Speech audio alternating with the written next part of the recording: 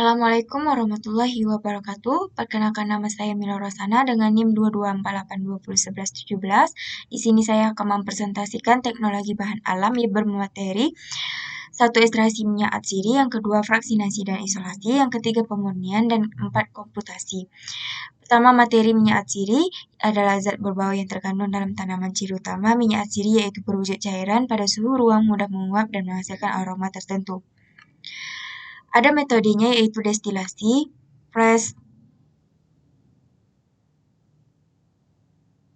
pelarut organik, enfleurasi, maserasi lemak panas. Kita masuk materi kedua, fraksinasi dan isolasi. Fraksinasi berasal dari kata fraction atau bagian. Secara harfiah dapat diartikan sebagai mekanisme untuk memilah-milah atau memisah-misahkan suatu kumpulan. Tujuan fraksinasi adalah untuk mendapatkan fraksi bagian tertentu dari suatu ekstrak dan melakukan isolasi atau pemisahan satu senyawa metabolit sekunder tunggal. Fraksinasi ada ekstraksi cair-cair dan kromatografi. Kromatografi ada kertas, lapis tipis, dan kolom. Ekstraksi cair-cair merupakan proses pemisahan fasa cair yang memanfaatkan perbedaan kelarutan zat yang terlarut yang akan dipisahkan antara larutan asal dan pelarut pengekstrak, solvent atau ketidakcampuran antara dua komponen pelarut yang digunakan. Kromatografi, lapis tipis, prinsip kerjanya memisahkan sampel berdasarkan perbedaan kepolaran antara sampel dengan pelarut yang digunakan dengan menggunakan lapis tipis pada lempeng kaca, logam, dan lain-lain. Ada juga fase diamnya lapis tipis padat, biasanya di silika gel atau alumina. Ada materi ketiga, pemurnian, metode untuk mendapatkan komponen bahan alam murni bebas dari komponen kimia lainnya yang tidak dibutuhkan dengan tujuan untuk mendapatkan suatu zat murni dari suatu campuran atau larutan yang telah tercemar oleh zat lain. Yang pertama, kristalisasi, proses pemurnian dengan cara mengkristalkan kembali senyawa padat yang telah dilarutkan ke pelarut.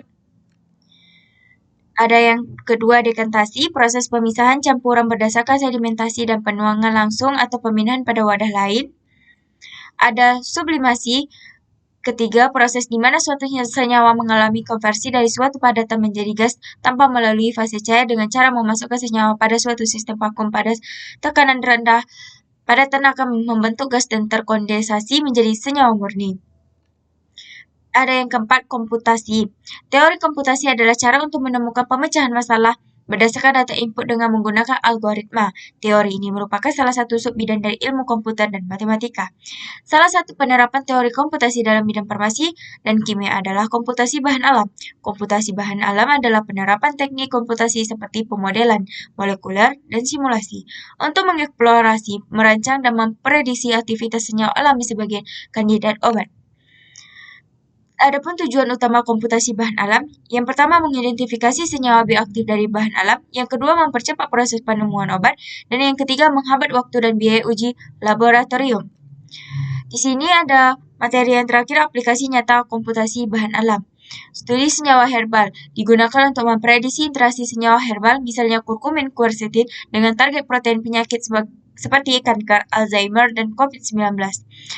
Virtual screening, ribuan senyawa dari database bahan alam seperti naproxen, zinc, dan pupchen disaring secara virtual untuk menemukan kandidat obat potensial.